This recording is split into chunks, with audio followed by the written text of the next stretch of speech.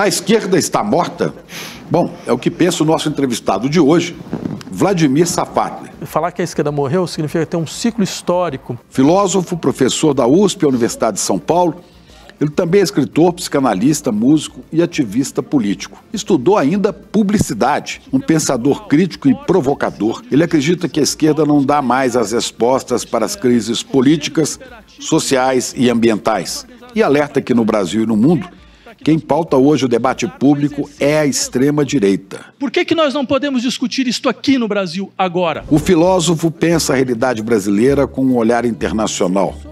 Ele nasceu no Chile em 1973, ano do golpe militar de Pinochet, que derrubou o presidente Salvador Allende, e veio para o Brasil com poucos meses de idade. Já pesquisou e deu aulas nos Estados Unidos, na França e na África do Sul. Filiado ao Partido Socialismo e Liberdade, o PSOL, é suplente de deputado federal. Acredita que o caminho para as esquerdas é retomar bandeiras históricas, como as da soberania popular e da igualdade, e defender mudanças radicais na sociedade.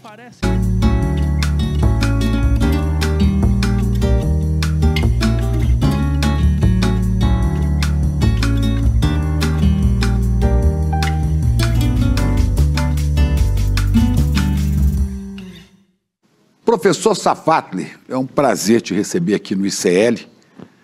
O prazer é meu, imagina. A gente conversar sobre as coisas que estão acontecendo por aí e um pouco sobre a sua história. Claro, claro.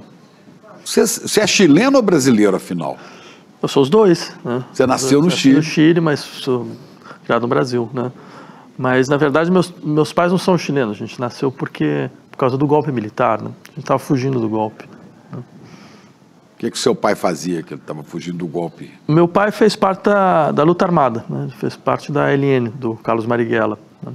Aí quando a ALN ela é desmantelada, ele é preso e ele consegue depois, numa negociação, sair, mas aí ele tinha que sair do Brasil.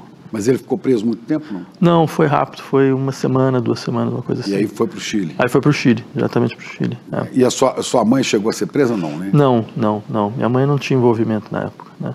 E o Chile tinha tinha coisa da tentativa de construção do socialismo democrático, era a experiência do Allende, tinha muitos brasileiros lá. Tinha lá, o Zé Serra estava lá. O Serra estava lá dando aula, tem todo um grupo que foi para lá, muito na esperança de que aquele modelo pudesse realmente ser um modelo alternativo, né, para a história da esquerda latino-americana. E foi assim que ele foi lá, foi estudar também, né? Ele fez escola latina, até o golpe. Aí no golpe a gente foi embora. Quer dizer que você é Você é filho de um sonhador. Porque o seu pai, quando entrou para a luta armada, certamente sonhava com uma mudança radical, com uma revolução no Brasil, né? Ele está inclusive escrevendo um livro agora sobre isso, né? Essa coisa meio no final da vida, que você faz um balanço, ele está fazendo um pouco isso. Depois ele vai para o Chile, para dar também continuidade ao sonho, que era o sonho do socialismo democrático de Allende. Então, é verdade. Não, todos os brasileiros lá estavam lá meio querendo ajudar o processo, né? Querendo somar o processo. Tinham não só brasileiros, tinham vários latino-americanos. Era uma experiência muito esperada, né? Que era a experiência de um socialismo democrático, no sentido de que ele, ao mesmo tempo, não era um governo, digamos assim, populismo de esquerda, não era um governo reformista no sentido clássico. Imagina, não tem governo reformista que nacionaliza o sistema bancário. Então, vai começar por aí. Nacionaliza o sistema bancário, nacionaliza o setor principal da economia nacional. Quer dizer, você cria 64 cordões industriais, que eram fábricas geridas pelos próprios trabalhadores. Era mesmo a ideia de um marxismo gradual. Era muito interessante a dinâmica, mas que preservaria certas estruturas da democracia liberal. Era uma espécie de terceira via, como se dizia à época, né? Eu mesmo quis recuperar um pouco disso. Eu editei um livro com os discursos do Allende, que saiu faz uns 2, 3 anos, por uma coleção que eu dirijo na editora Ubu, que chama Coleção Explosante, que chama Revolução Desarmada, né? Bem, desculpa fazer um merchandising aqui. Não, é ótimo. Eu já vou procurar. Tá. Eu já vou procurar Revolução Desarmada. São vários discursos dele. São vários discursos. E ele era muito impressionante, né? Clareza do raciocínio. Não, eu acho uma experiência política bastante singular e muito e muito inspiradora, na verdade, independente do resultado, né, mas eu diria que esses resultados nunca terminam no momento em que... Nunca terminam dessa forma, ou seja, por exemplo, quando começou a ter o estalido social no Chile, em 2019, você começou a ouvir as pessoas na rua cantando as músicas da época e levantando cartazes do Allende. Ou seja, tem esse processo, a ideia de um processo histórico que ele é recuperado por gerações posteriores, porque você fica com uma espécie de ato deferido, sabe? É um ato que deveria ter sido realizado, não se realiza. Então ele fica em suspenso. E para que outras gerações recuperem esse processo e vão a todo momento rearticulando, né? Embora sejam experiências completamente diferentes, né? Mas Sim. você tem na Argentina, por exemplo, essa memória do peronismo. Não, essa é uma questão interessante, quer dizer, o que significa o tempo histórico, efetivamente? O quanto a política depende de um tempo histórico que não é só o tempo do instante, mas é a capacidade de você contrair vários outros tempos, como se você estivesse rearticulando, reencenando as lutas mais uma vez. E quão importante é isso, essa ideia de você conseguir reencenar as lutas do passado como elemento de coesão do presente, de você consegue dar força para as pessoas que estão, os sujeitos políticos que estão emergindo no presente, né? Pois é, mas eu recupero isso. O seu pai, certamente, você me disse antes de começar aqui que ele veio de Goiás, né? Certamente, quando integrou o grupo de Marighella, da luta armada, ele fez isso pelo sonho, pela crença dele de que era possível construir uma sociedade diferente. E assim, a luta armada brasileira, ela tem umas especificidades muito interessantes, na verdade. A primeira delas é que ela é uma luta armada quase que por subtração. Você pensa o que é a figura do Marighella? Marighella não é uma espécie de revolucionário profissional. Ele era alguém que estava completamente integrado à estrutura institucional normal do sistema brasileiro. Ele foi deputado, né? Ele foi deputado pelo Partido Comunista. Se formou em engenharia. Formou em engenharia, então ele passou escrevia poemas. Exatamente. E passou todos os anos 50 e 60 dentro de um trabalho de mobilização de base do Partido Comunista Brasileiro, mas num horizonte, que é o horizonte de conciliação com setores progressistas da burguesia nacional. Era uma espécie de luta gradual, lenta e gradual, né? E é com a ditadura militar que ele entende, não, de fato, essa aposta da conciliação tinha dado errado, a gente não estava preparado nem para um golpe militar, não tem como fazer isso, então ele propõe uma luta armada, que é uma luta armada que, na verdade, continua a ideia de que você tem que fazer uma associação com a burguesia nacional progressista, mas agora sem o reboquismo da classe trabalhadora ficar atrás. Ele queria botar a classe trabalhadora na frente, né? Para que essa aliança ela pudesse ser determinada pela figura, pelo agente mais forte, né? E quem tinha esse sonho, quem perseguia esse sonho e levava a sério isso, acabou não tendo outra saída, a maioria deles, a não ser apoiar ou ir fisicamente para a luta armada, né? Quem falou isso aqui comigo na entrevista aqui foi o Genuíno. Olha só. Né? Tem, quem quiser, se você quiser assistir, depois está lá, Chupira Entrevista Genuíno, aqui no canal do ICL. Né? O Genuíno dizendo assim, eu só tinha duas opções, ou eu ia para a luta armada ou eu morria. E eu lembraria o seguinte, a ideia do direito ao tiranicídio, de que é possível assassinar o tirano, é uma ideia liberal. John Locke é quem elabora isso de maneira mais sistemática no seu segundo tratado do governo. Então. E eu acho bom lembrar isso, porque, ou seja, é um pai do liberalismo clássico, né, que vai dizer que é possível matar o tirano, você tem o direito disso, porque contra um Estado ilegal, toda ação é uma ação legal, né? E acho importante lembrar disso hoje, acho importante lembrar disso nesse momento histórico, quando a gente revê todas essas figuras voltando ao horizonte da nossa política, certo? E continuamente, certo? Lembrar que, não, esses atos foram completamente legítimos. Imagina uma sociedade que vê uma ditadura em silêncio, completamente em silêncio, sem nenhuma resistência armada, né? O que seria da sociedade brasileira? O que dizia o Genuíno era isso, ou eu não ia desistir da luta, porque o meu sonho é que me movia, né? Então, ou eu partia para a luta armada, eu ia morrer, porque eu não tinha mais para onde ir. Ele foi. Paraguaia. Que também foi um outro foco absolutamente central dentro dessa história, né? Mas o seu pai vinha de quê? De sindicato? Não, era movimento estudantil. Movimento estudantil. Ele fazia faculdade? Fazia economia aqui na PUC. Ah, mas ele não estava em Goiás, estava em São Paulo. Não, ele estava em São Paulo, estava em São Paulo. Pois é, então ele foi lá atrás de um sonho, também, aqui o sonho foi frustrado pelos militares, foi para o Chile atrás do sonho do Allende. Deu errado. Deu errado também. E ele voltou para o Brasil. Aí voltamos para o Brasil. Você nasceu lá, ele voltou para o Brasil. Exatamente, voltamos para o Brasil. E aqui ele não foi mais perseguido, ele veio Não, então, aí ele ajudou, ele fez parte da fundação do Partido dos Trabalhadores, principalmente em Goiás e no Distrito Federal. Ele foi candidato na primeira eleição, em 82, né, no Partido dos Trabalhadores. Eu até lembro, olha que engraçado, eu lembro a quantidade de votos que eles tinham ganho, acho que era o Atos Magno, que era candidato a governador, ganharam 8 mil votos. E ele não foi eleito? Não, ele não foi, imagina, ninguém foi eleito naquela história. Eu acho que o PT teve o quê? 8 deputados, depois de 82? Era uma bancada pequena, né? Então, mas ele participou desse processo, até o momento que depois ele, tem toda uma história, ele vai e volta para o PT, e depois ele acaba se afastando. Pois é, e você nunca se filiou ao PT, né? Nunca me filiei ao PT, nunca me filiei. Por que o PSOL? Então, foi em 2014, foi por causa de 2013. Porque eu tinha visto a Primavera Árabe, eu tinha ido para a Primavera Árabe por causa da Folha de São Paulo, eu tinha conseguido convencê-los a me escrevia sempre na Folha. Escrevia sempre na Folha, então fui para Tunísia, fui para o Egito. Eu comecei a seguir todas essas insurreições populares. Fui na Islândia. Então, quando deu 2013, eu falei, não, isso eu vi. Tem coisas semelhantes, né? E achava efetivamente que era um momento onde essa insurreição poderia ter uma influência importante dentro da política institucional.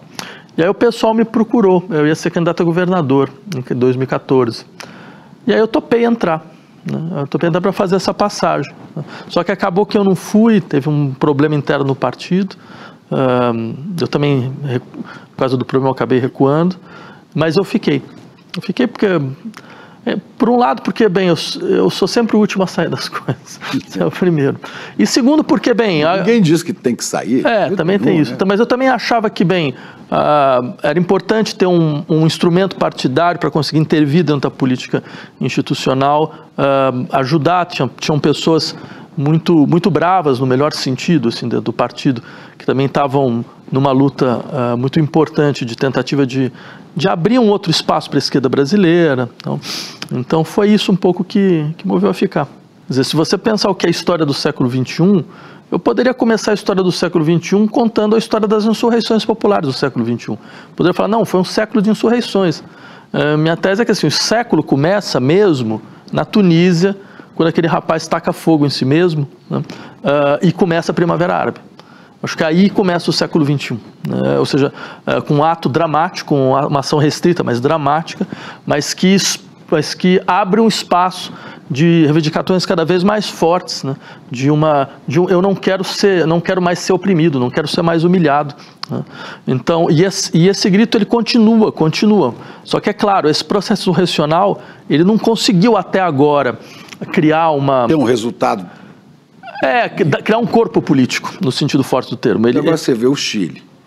O Chile tinha essa proposta interessantíssima da democracia, né, do socialismo democrático, né, mas havia também naquele momento a Guerra Fria, né, havia o interesse dos Estados Unidos de não deixar de jeito nenhum florescer esse tipo de pensamento na América Latina. Tinham passado pela experiência de Cuba, estavam chocados, né? Se esse pessoal começa a tomar Brasil, Argentina, Chile, né? O Henry Hoje, Kissinger talvez, foi um dos maiores bandidos da história, né, da história mundial depois do final da Segunda Guerra. O sujeito desse deveria ter sido condenado no Tribunal Penal Internacional e não se transformado em uma espécie de arauto da diplomacia posterior. Para quem quiser ver, sem ter que estudar muito, mas dá uma olhada no panorama do Chile, eu recomendo também um filme muito interessante, chamado Missing, O Desaparecido. Sim, um belíssimo filme. Costa Gavras, sim. Eu entrevistei o Costa Gavras. Foi. Não, o filme é sensacional porque ele te traz, né, a sensação de que você está imerso naquilo. Sim, é um belíssimo filme. E ele era um cineasta de belos filmes políticos. Eu acho um grande cineasta mesmo. Ele fez fez outro filme, até que tem uma bandeira do Brasil, não me lembro bem o nome do filme. Não, ele fez filme sobre espirra sangue na bandeira de um torturado, né? Não, ele fez vários filmes sobre a situação chilena, sobre a situação uruguaia, o Z, sobre o golpe militar na Grécia. São belíssimos filmes, belíssimos filmes. Né? Dá para sentir que certamente, né, a situação hoje seria diferente. Se o Allende tivesse, né, emergindo hoje, surgindo hoje no poder, você não teria os Estados Unidos agindo com a truculência daquela época, né? Quer dizer, agora sim, com o Trump a gente não sabe o que dá, né? Eu segui o processo chileno desses últimos anos, né?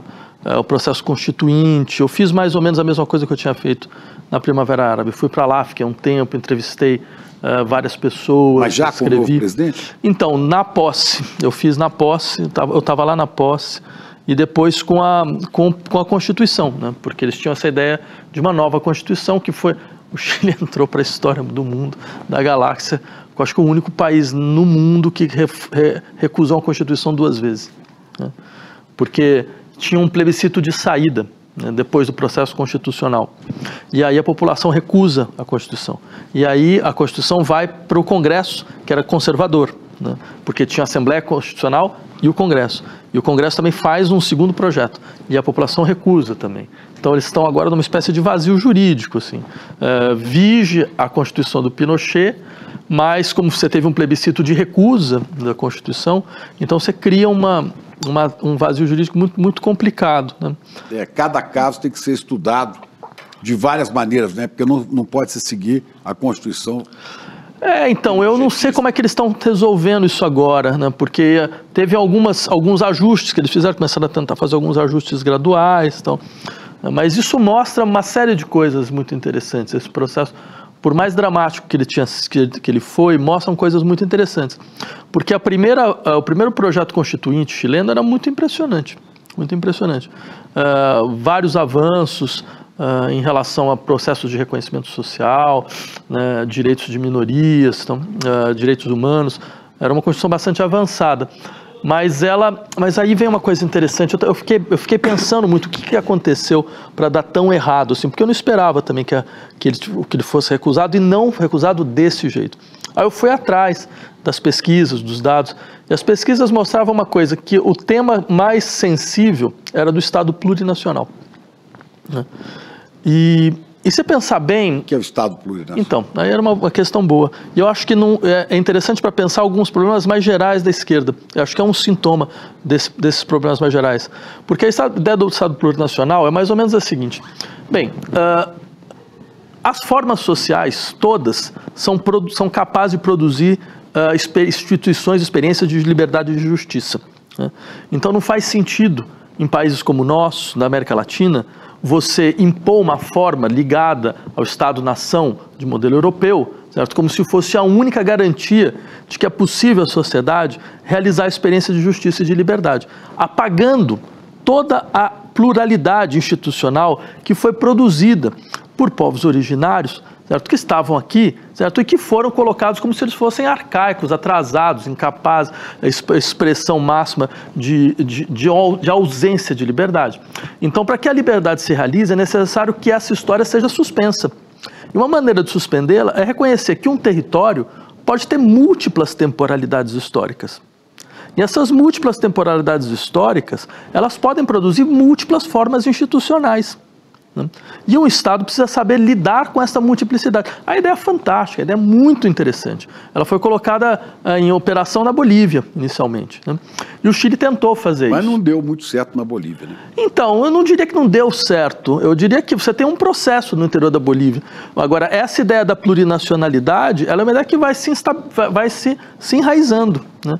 E eu acho que ela deve ser pensada em países como o Brasil também, sobre vários aspectos, porque é uma maneira de você entender, não é possível que a nossa consolidação institucional de uma democracia, certo, seja completamente vinculada ao apagamento contínuo e constante do tipo de violência institucional que a gente produziu. apagar instituições que também conseguiriam produzir justiça. Mas você está falando só em relação aos povos originários? A questão central é com os povos originários, porque eram, digamos assim, as comunidades, os territórios que tinham se organizado institucionalmente. Mas é claro, em um caso como o Brasil, onde você tem também a experiência experiências quilombolas, tal, quer dizer, tudo isso claro, complexifica a nossa ideia do que significa, digamos assim, julgar em situações de democracia, mas essa é uma complexificação que enriquece o nosso processo, não só o processo institucional, mas também o nosso processo histórico e social. Por que não aproveitar essa mistura e também permitir uma pluralização institucional? Né? Essa é que eu não entendo bem, como é que é uma né? Significa que você vai reconhecer que, bem, tem territórios que têm instituições que estão dentro do Estado, dentro de um Estado. Mas qual vai ser, por exemplo, o arcabouço jurídico disso? Então, essa é uma questão interessante, porque você tem que ter uma lei que é válida no território nacional. Ou você pode ter duas, pode ter três. Desde que elas não entrem em contradição, né? Há um arranjo institucional. Mas a Constituição deixa de ser a Constituição a Constituição reconhece essas outras matrizes legais. Quer dizer, seria como, por exemplo, você tem nos Estados Unidos os estados com uma autonomia legal? Seria como você tem nos Estados Unidos os silks, com uma autonomia de julgamento, que você reconhece a capacidade que eles têm de julgar e produzir uma situação de justiça. Seria interessante pensar, não, mas a gente precisa de um sistema de garantias, porque as pessoas vão ter de que não, a gente não está balcanizando o Estado, a gente não está balcanizando o território, a gente não está dividindo o território, você não pode mais entrar porque aqui é comunidade Mapuche, todo esse tipo de coisa. Não, a gente está complexificando a experiência, né? Então, ao invés de levar isso em conta e falar, tá, então essa é uma questão sensível, a gente vai suspender por enquanto, ou vamos criar um laboratório, vamos fazer num estado, vamos fazer numa região para todo mundo ver como funciona, certo? Não, você vai querer impor, você vai querer falar, não, é óbvio, vamos passar. E deu tudo errado. Então, acho que tem uma questão interessante. O quanto, dentro dos nossos processos, a gente não precisa ser capaz de ouvir essas angústias sociais e também produzir sistemas de garantias. Pois é, isso é muito difícil de se aplicar hoje, né? E da agora para frente a gente sabe menos ainda, porque não sabemos o que vai acontecer, né, no governo do Norte, do Donald Trump. Não, com certeza. A rediscussão das forças políticas, né? É uma tarefa que a gente deixa, é uma tarefa do nosso presente e do futuro. Pois é, você continua socialista? Sempre. O que é socialismo? A defesa radical da igualdade e da soberania popular. Igualdade e soberania popular. Igualdade radical e soberania popular. Isso está contemplado no como é que chama? Você falou? Estado plurinacional? No plurinacionalismo? Sim, porque, veja, um dos princípios da igualdade... É interessante, porque você fala, mas nem todo mundo é homogêneo, porque agora nem todo mundo está sob a mesma lei, né? Fala, sim, mas o princípio fundamental da igualdade é reconhecer, por exemplo, que todas as comunidades e formas sociais têm potência de legislação. Todos têm potência de legislação. E todos são capazes de produzir experiências de justiça. Então, se esse é o caso, então é necessário que você tenha estruturas institucionais que reconheçam essa potência de legislação, que não é só o Congresso, não é só o Parlamento. O Parlamento é uma das figuras, né? Então, quer dizer, você que antes do Parlamento existia história no país, né? Existia história, existiu debate, existiu reflexão, certo? Isso não começou porque os portugueses chegaram até aqui. E o que você faz? Você vai continuar pagando isso o resto da vida? A antiguidade também existe. Exatamente. Sim, a gente pode falar, mas isso tem uma história que nos vincula. Mas países como o Brasil tem várias histórias, entendeu? Isso é que é a coisa interessante. A gente está vinculado à história que vem desde as cidades-estados gregas, você tem experiências de democracia extremamente interessantes, certo? Que se desenvolvem em tribos ameríndias, quer dizer, você tem trabalhos do Pierre Clastre, por exemplo, na Sociedade contra o Estado, um belíssimo livro sobre... Como é que chama? Pierre Clastre, Sociedade contra o Estado. Pierre Clastre. É um antropólogo francês dos anos 70, que fez trabalhos muito importantes aqui na América Latina, onde ele tentava analisar essa figura da chefia sem poder, que é muito próprio das tribos ameríndias. que são... E depois isso foi se recuperar. Essa história é muito interessante, porque a ideia dele era mais ou menos o seguinte, ele fala, olha, veja que coisa interessante, existe uma diferença muito grande entre o chefe na época de guerra e na época de paz nessas tribos ameríndias. Na época de guerra, você tem uma coisa mais centralizada, um pouco parecido com o que a gente conhece como Estado. Mas em épocas de paz, você não tem nada assim. O chefe, ele não legisla, ele tem duas funções, dar e receber presentes e fazer discurso. Ele só vai conseguir fazer com que as pessoas aceitem se elas forem convencidas da necessidade de fazer o que ele quer. Eu diria o seguinte, eu acho assim, nenhuma experiência política efetiva não foi feita por pessoas que em algum momento falaram, não, mas esse mundo não é o nosso. A gente não é desse mundo. Não é à toa que os primeiros processos revolucionários foram feitos por pessoas dentro de processos religiosos. Na verdade, o que a política faz, ela rouba da teologia uma força de transformação. A teologia não é só uma força de estabilização, ela também tem uma força de transformação. O que a política faz é roubar, é um pouco como Prometeu, sabe? Ela rouba o fogo e dá o fogo para os humanos. Né? Então não é nem possível pensar as duas separadas. Quando você fala da teologia, eu não estou falando do Deus, né? Mas você está falando da transcendência. Você acredita? Em quê? Na transcendência, você acredita? Ou você não sei que fosse possível alguém ser materialista completo. Né? Você está perguntando se eu tenho religião. Você tem algum tipo de fé, Qual a sua relação com essa questão da transcendência, do mistério, do místico? É que eu gosto muito da contingência, eu amo muito a contingência para conseguir acreditar em algum tipo de providência divina. Né? Então, aí para mim fica meio interditado esse processo. Mas eu tenho fé na contingência, né? Digamos assim. Então, e assim, minha mãe, por exemplo, ela é evangélica, ela é missionária evangélica, então tinha essa coisa meio estranha em casa, que era um pai comunista e uma mãe evangélica. Né? Mas, então, tenho muito interesse, respeito não só no sentido de, se aqui ou aqui, eu leio, eu me interesso mesmo. Né? Mas, se você pergunta em fórum pessoal, não, eu prefiro um mundo que é completamente contingente. Acho mais bonito. Pois é. Mas você, retomando aquela ideia, né, você como socialista, como mudança, a gente falou do Chile, onde eu penso naquele momento não havia mesmo como avançar a proposta do Allende, porque ela feria interesses muito grandes dos Estados Unidos no meio de uma Guerra Fria. Sim, sim. Era um sonho impossível de ser realizado. Como todos, né? Hoje talvez fosse um pouco mais viável, né? Hoje, pelo menos que eu falo até agora, né? Não sabemos o que vai acontecer com o mundo nos próximos anos, não é? Agora, esse sonho continua sendo, o sonho do socialismo continua sendo perseguido em vários lugares do mundo, inclusive no Brasil. Os socialistas, como você, como eu, também sou socialista, né? Mas sempre há essa tentativa que o seu pai teve antes de aderir à luta armada, né? Essa tentativa, e que o Marighella tinha, de uma conciliação, isso através de uma negociação, que é a tentativa do presidente Lula, do governo Lula, de conciliação para avançar. Você acredita nisso? Então, Chico, se eu puder tentar sintetizar essa questão, eu diria mais ou menos o seguinte: o problema do governo Lula hoje é que o Lula não se deu conta de que o mundo que ele conheceu não existe mais. Aquele mundo acabou. Aquele mundo onde era possível você estabelecer... É nesse sentido que você fala que a esquerda morreu? Então, acho que a esquerda também não se deu conta muito, a esquerda institucional não se deu conta muito disso, e aqueles setores que se deram conta não conseguiram ter adesão de massa, não conseguiram ter dinâmica de massa. Né? Então, esse é o nosso impasse atual. Né? Só que eu diria o seguinte, morrer... Mas não será porque essa esquerda também, no Brasil, nunca conseguiu, de fato, chegar às massas conhecidas? Não, eu acho que houve momentos onde você teve uma capilaridade maior do que agora.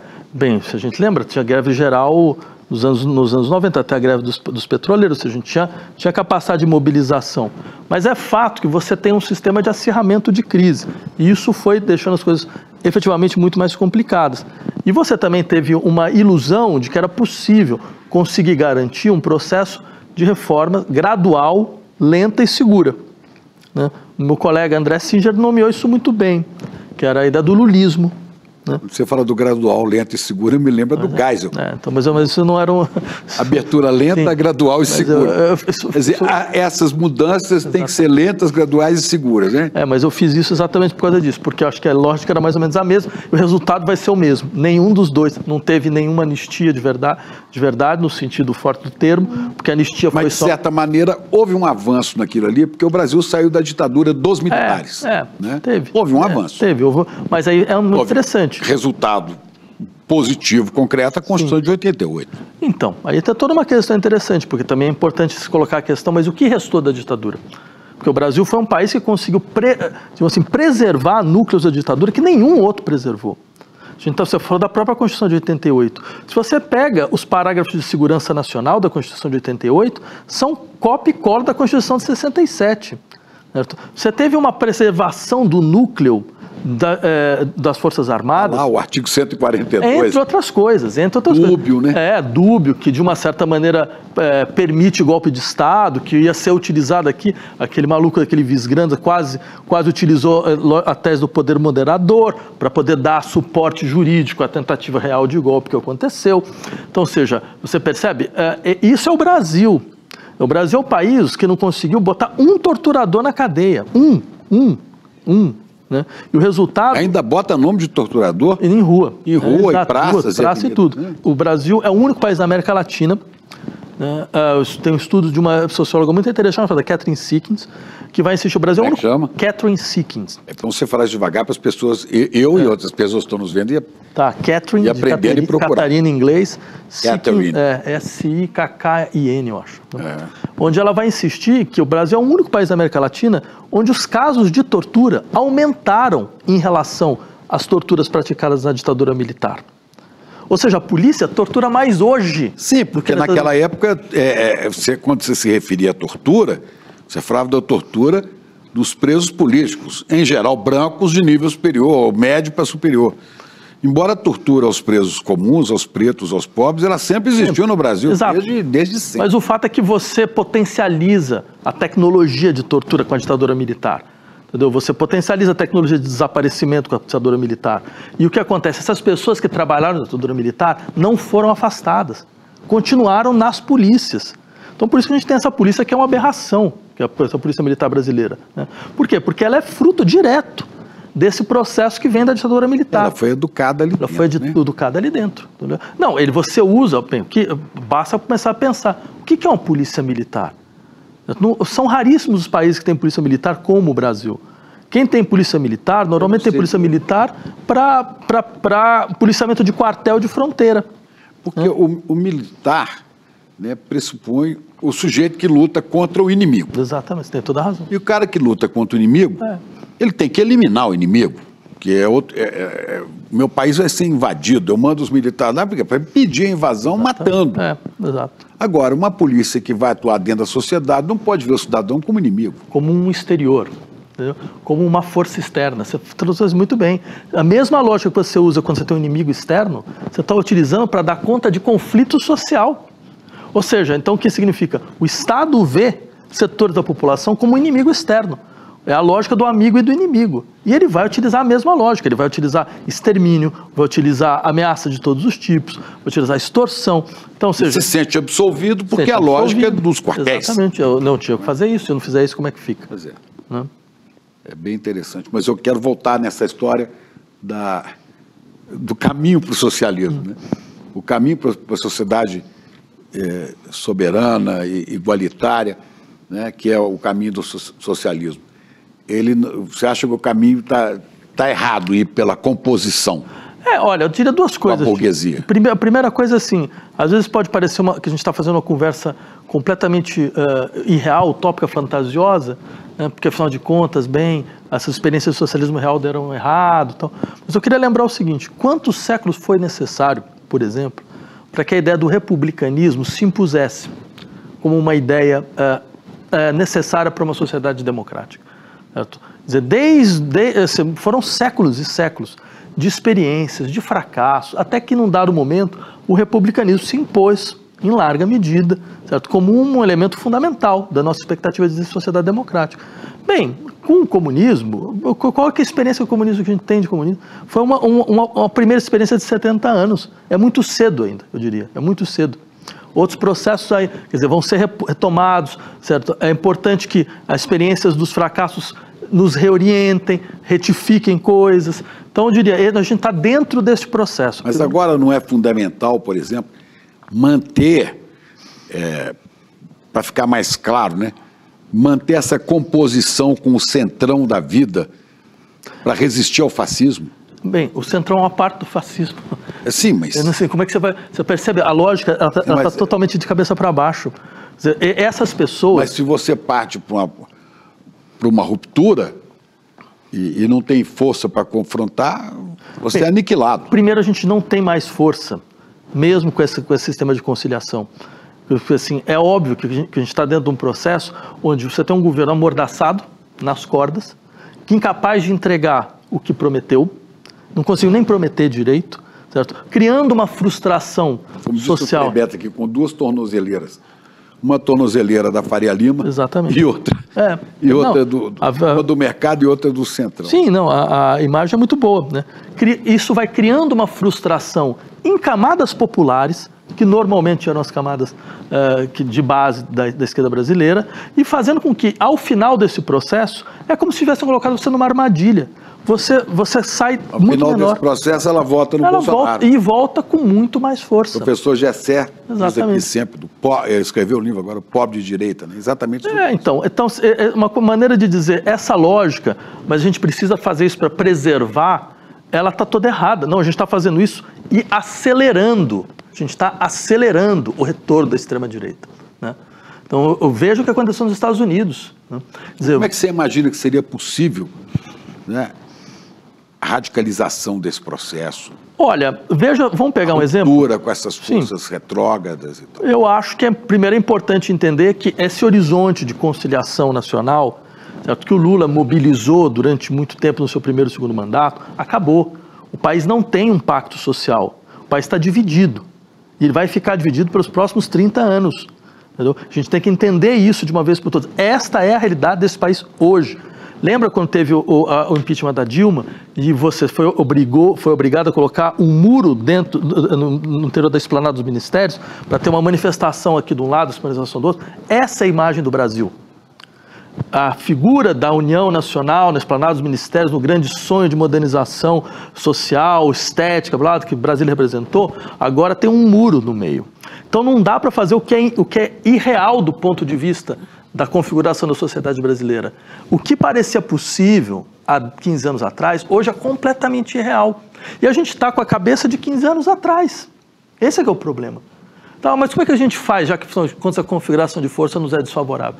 Configuração de força funciona da seguinte maneira. Eu tenho um exemplo que eu acho muito interessante, que foi o que as feministas argentinas fizeram na defesa do aborto. Elas foram... Venceram. Como é que elas venceram? É um dado interessante de estratégia. Elas foram apresentar o projeto primeira vez, né, no Congresso. Recusado. Claro, elas sabem como fazer conta. Não tinha correlação de força. Elas fizeram isso do mesmo jeito. Porque assim elas podiam discutir, negociar, elas podiam entrar, a imprensa seria obrigada a ouvi-las. Porque as feministas fizeram isso, 4 anos depois, elas apresentaram o mesmo projeto, e o projeto passou. O que aconteceu? Quer dizer, Como é que você imagina que o governo Lula... Posso dar um exemplo? Tá. Por exemplo, teve essa discussão da escala 6x1. Né? O que a gente descobriu? Proposta pela Érica Hilton. Por um vereador do PSOL, Rita Azevedo, e ela recuperou, exatamente. Vereador do Rio. Sim, mas fizeram uma mobilização muito boa, muito boa. Primeira vez que a gente saiu das cordas desses últimos 2 anos. Descobrimos o quê? Descobrimos que o povo brasileiro entende o que é o capitalismo. Eles sabem, não, essa história de que não, se você trabalhar mais, você vai ganhar mais, isso não existe. Certo? Eles sabem que eles estão sendo explorados, eles não são idiotas, entendeu? Então o que acontece? Pela primeira vez você viu boa parte da população falando, não, é isso mesmo. Então o que você tem que fazer? Bem, você pega toda a tua força e encampa a ideia. mobiliza toda a força do governo, força da correlação que está no interior do governo e mobiliza. Mas o que aconteceu? Exatamente o contrário. Bem, o ministro do Trabalho fala, não, mas a gente tem que resolver essas negociações entre sindicato e empresário um por um. Ou seja, já dá um indício de que não, a gente está desconfortável com isso. O governo não mobiliza a sua base para nada. Vão fazer mobilizações populares e totalmente esvaziadas. Quer dizer, é claro e ele não pode fazer nada diferente. Por quê? Porque se ele fizer, ele vai romper com os atores que estão interessados na manutenção dessa escala, né? Estão interessados na desregulamentação completa total, que estão dentro do governo, né? Então, você percebe, nessa situação, você não tem, a gente só está esperando o fim. Não tem a gente está adiando o fim. Está adiando o fim. Uma hora ele chega. E o pior é que o fim chega. Assim, como se não bastasse a experiência norte-americana, mas você tinha números ótimos, você tinha números bons de desemprego, todo esse tipo de... A gente agora tem um número baixo de desemprego. Sim, mas você não percebe uma coisa muito interessante? Bem, isso mostra que esses números já não significam mais nada. Esses números não agregam popularidade ao presidente. Porque talvez, do ponto de vista concreto, as pessoas não estão tendo suas vidas modificadas por isso. Porque hoje é muito diferente, você tem um emprego, mas você continua endividado. Vamos ver o nível de endividamento das famílias. Você continua endividado, você precisa de 2 empregos para conseguir sobreviver, ainda sobrevive mal. E é o que derrotou o presidente Biden nos Estados Unidos. Porque tinha uma performance de macroeconomia fantástica e tal, e o Trump ganhou. Bem, ótimo. Você tem 3 maneiras de você destruir sua vida. A primeira é no jogo, a segunda fazendo confusão afetiva, a terceira é acreditando em economista.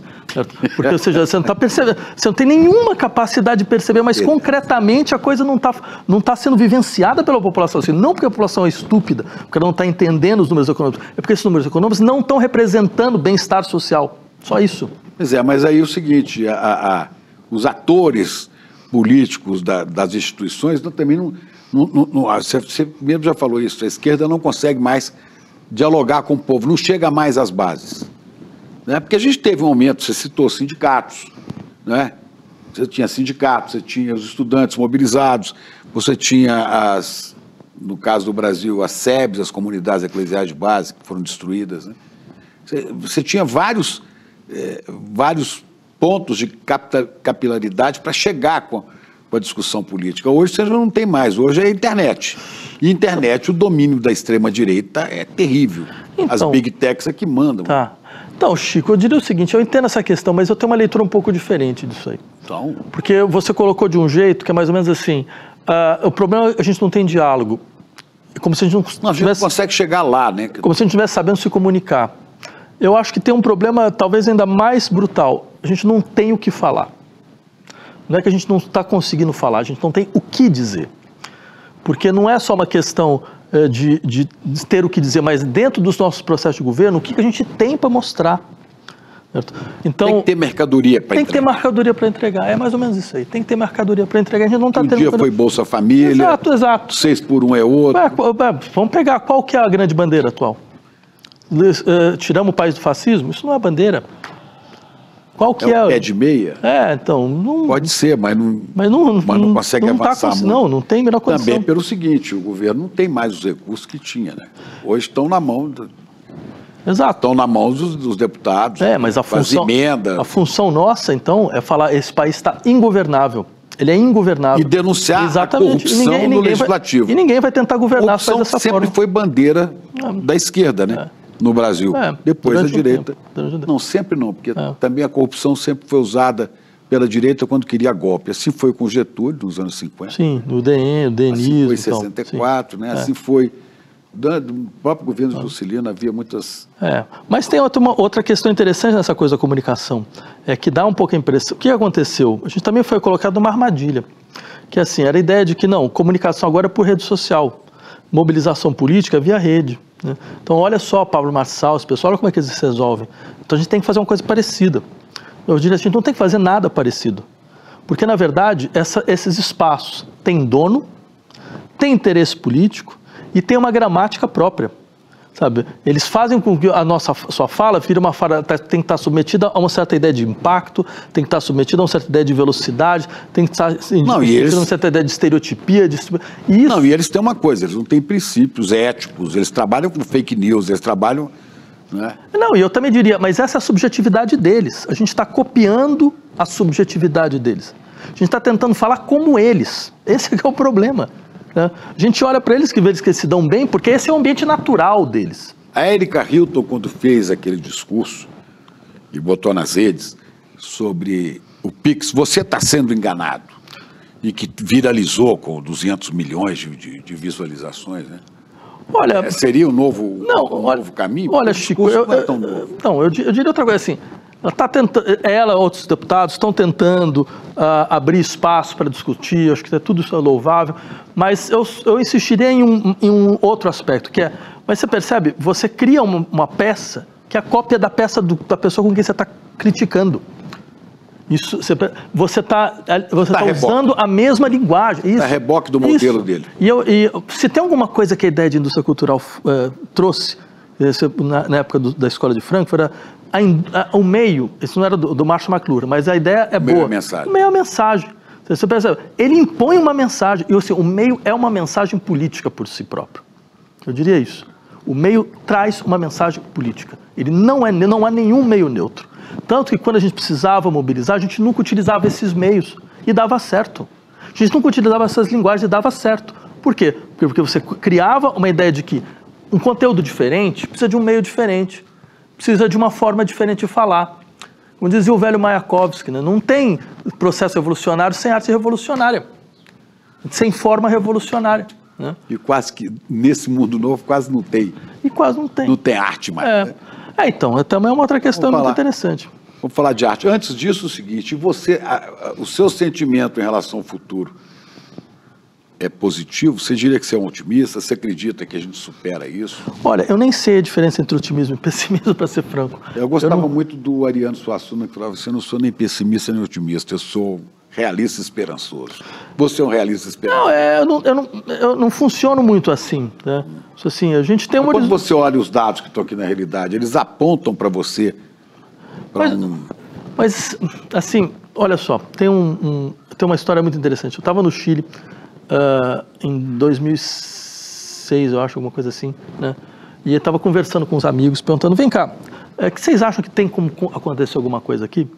Aí eles me deram uma explicação completamente precisa, sabe, com gráficos, pizzas, tudo isso, falando, não, olha, com esse neoliberalismo, mudou a cabeça dos adolescentes só querem saber deles mesmos, tal, não tem nenhuma condição. 3 meses depois, 500 mil estudantes na rua. Foi o primeiro, foram os pinguinos, o primeiro processo que foi dar depois em tudo, toda essa confusão dos outros. Está falando agora contra o Pinheira, né? Foi antes, ou foi contra o Pinheira, não lembro mais. Mas, bem, o fato que eu acho interessante é que, você percebe, 2 coisas. Primeiro, não confia em intelectual, porque normalmente a gente nunca consegue acertar. Segundo, mas você não está vendo o que isso significa? Intelectual nem economista. Pois é. E o segundo, assim, tudo bem, a gente não está vendo, mas o que isso significa? Isso significa que agora a gente não está vendo. Não significa que não tem nada por baixo que está acontecendo, que pode explodir? Claro que sim. Então, por que toda essa arrogância em relação ao processo histórico? A gente tem que ter um pouco de humildade, sabe? Assim, parecia... Quem previu, sabe, Primavera Árabe? Quem previu 2013? Né? Quem falou que ia acontecer? Não, e quem previu o Lula reeleito pela 3ª vez, depois de uma prisão que você podia olhar e falar, não tem saída. Pois é, né? Então... ainda mais, mas se bem que com a pandemia, aí dava para... Acho que o grande erro do Bolsonaro foi a gestão da pandemia. Por um lado, graças a Deus, porque se ele tivesse feito uma gestão correta, talvez a gente nem estava aqui agora. Mas ele pôs o Pazuello para cuidar da saúde aí. Então... Agora, você falou de arte, eu quero só para completando esse papo nosso aqui, né? Você é músico, né? Você é filósofo, tá vendo? É filósofo, você é psicanalista, né? Você é ativista político, você é publicitário. Não, publicitário não. Não, mas você fez publicidade. Porque para esconder. E fez peça de publicidade também. Fiz. Então você foi publicitário. Não, mas foi no começo. Mas por que você foi publicitário? Para esconder. Porque quando eu falei para meus pais que eu ia fazer filosofia, meu pai virou para mim e falou, não acredito que você vai fazer um troço tão idiota desse, você vai ter que pagar para você o resto da sua vida. Então ficou uma coisa assim. Você sabe que eu fiz um teste vocacional, deu filosofia. Ah, é? Pois é. Quando eu fiz, né? E eu fui como seu pai. Eu falei com o psicólogo que me aplicou o teste. Falei assim, mas eu vou fazer o quê? Vou morrer de fome, eu vou ter que dar aula. Então, aí eu fui fazer publicidade para esconder que eu estava fazendo filosofia. Ninguém sabia.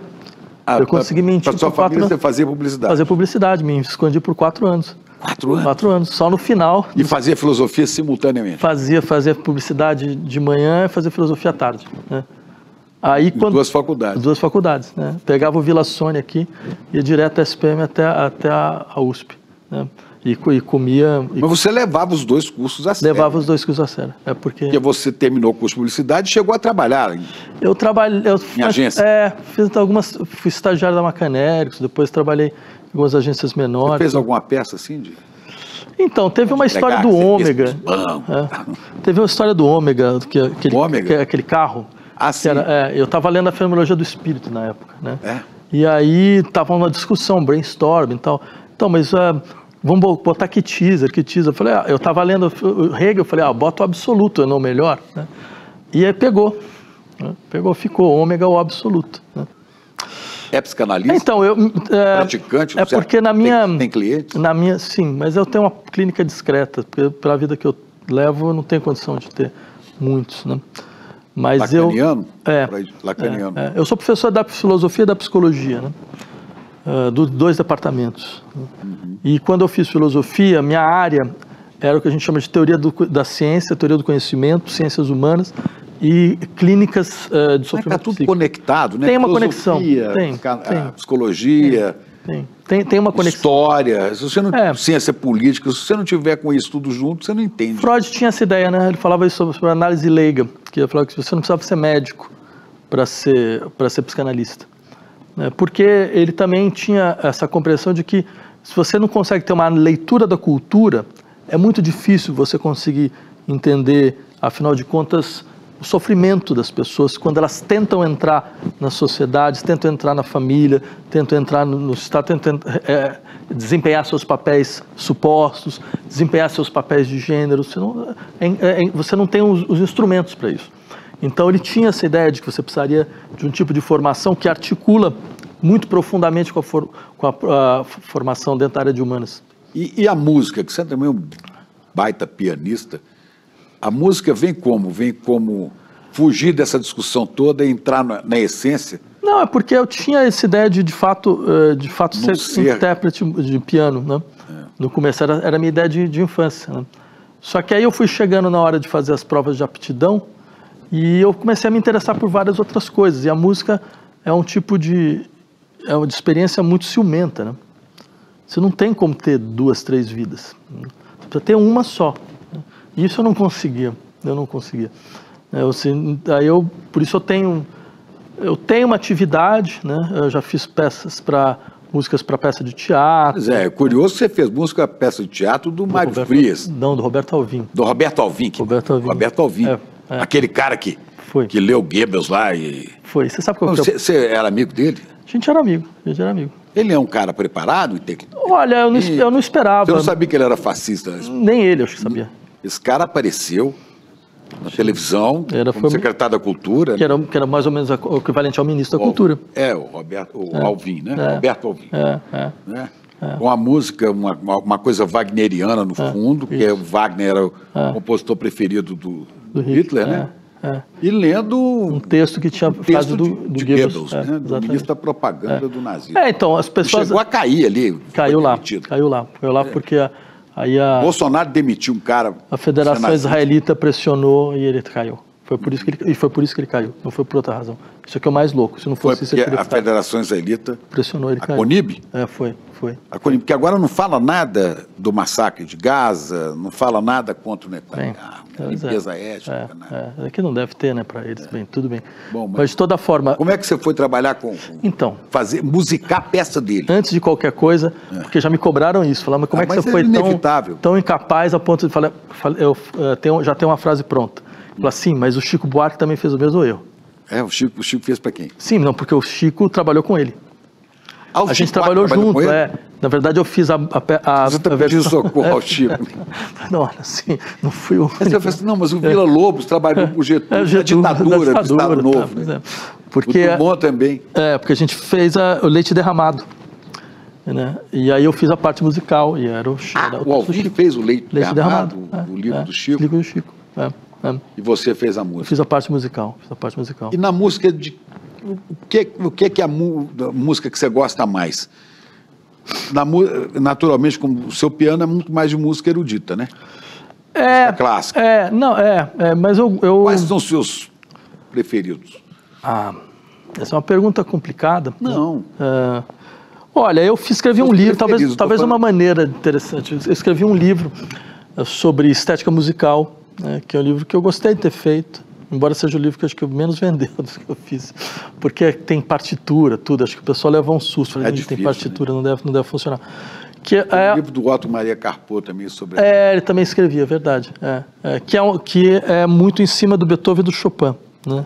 Eu quis pegar... Você gosta de Beethoven e Chopin? Eu quis pegar o mais tradicional para mostrar como, na verdade, você tinha uma série de experiências de emancipação formal naquilo que parecia mais audível para todo mundo. E o Bach?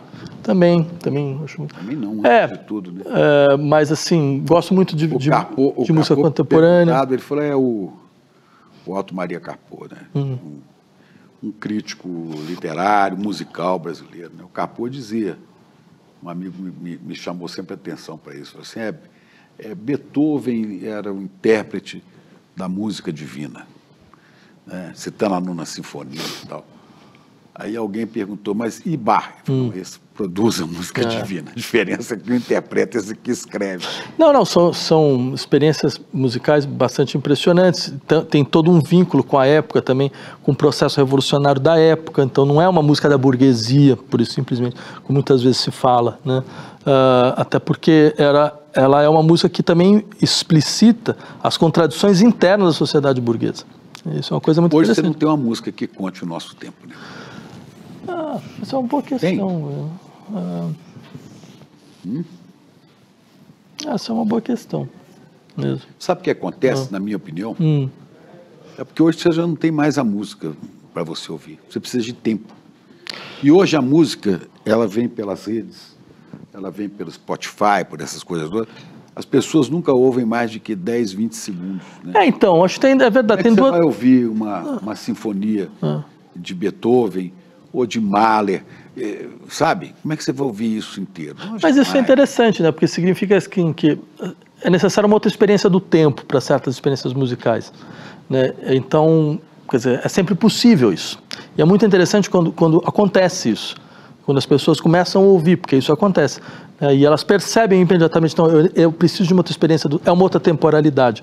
E o ser humano é um ser que vive múltiplas temporalidades. E o fato de você impor só uma temporalidade arrebenta com a experiência, com a riqueza da experiência sensível, né? E a música tem um pouco isso, ela consegue habitar várias temporalidades distintas. Então, mas a música clássica exige um tempo maior. Tem também o tempo da escuta, que é maior. Sim. Né, da realidade, para você se concentrar naquilo. Que é quase impossível hoje, né? Quase. Estou falando para as pessoas que têm condição de consumir esse tipo de música. Mas eu acho que existe um desejo. Eu acho que existe um desejo por todos. Mesmo numa certa elite, mas que não seja música. Um dia eu estava conversando com o Edu Lobo, de quem eu gosto muito. Sim. E o Edu dizia... Sim, um grande compositor. Eu falava, eu adoro Memórias de Marta Saré, que é uma música dele, né? E letra, se não me engano, do Gianfrancesco Guarnieri.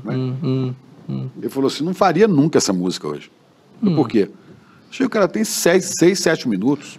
Mas minha filha, por exemplo, tem 25 anos, adora Ponteio dele. Bom, mas eu acho que ouve muito mais. A coisa agora é rápida, tem que dar uma rapidinha. Mas também nunca se ouvia também muito mais. Agora é o refrão, hoje é o refrão, né, que é repetido em vários tipos de composição. Olha, eu diria o seguinte, Chico, a escuta da música é uma coisa rara. Ela é rara, sempre foi rara. E não é uma coisa de elite, né? Porque a elite não sabe escutar.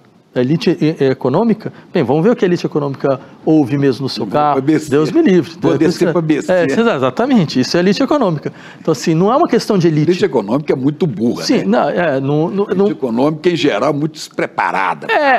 Porque... música. Porque, bem, a arte, ela exige uma experiência... grife. Sim, em larga medida, sim, é isso mesmo. Porque a experiência da arte é uma experiência de desterritorialização, uma experiência de estranhamento. Então, a questão é o quanto você quer desse estranhamento, entendeu? O quanto ele faz sentido para você. E eu acho que isso não é uma coisa vinculada a nenhuma classe social específica. Tem toda uma discussão, mas eu insistiria nesse aspecto. Ela muda essa sensibilidade, ela muda a experiência. O Adorno tinha essa questão. Por que os nazistas não ouviam Schoenberg, né? Porque o Schoenberg trazia um tipo de ordem, de lógica, que era totalmente estranha à lógica que eles estavam tentando implementar. Schoenberg é um compositor é. Né, do século XX. No começo do século XX, exatamente. Já com uma música completamente diferente daquelas do século XIX, de Beethoven, de Chopin. É isso mesmo, o sistema dodecafônico e tal. Tá bom. É isso, né? Terminamos bem, né? Não, a gente podia falar muita coisa, mas eu preferia que tivesse uma música aqui. Não é qualquer uma, não. Eu sei. Eu ia escolher. Tá bom. Maravilha. Pô, agradeço muito. Obrigado, muito bom falar com você. Muito bom falar contigo também. Obrigado, professor. É amanhã o nosso encontro com Marcelo Rubens Paiva e Vera Paiva, filhos de Rubens Paiva e Eunice, para a gente conversar sobre o Crime Sem Castigo. O filme que está emocionando o mundo, Ainda Estou Aqui, tem como personagens o Marcelo e a Vera, e eles vão contar pra gente amanhã detalhes dessa história, um encontro forte, emocionante e necessário. Vai acontecer amanhã às 8 horas da noite, horário de Brasília. Um abraço e até amanhã.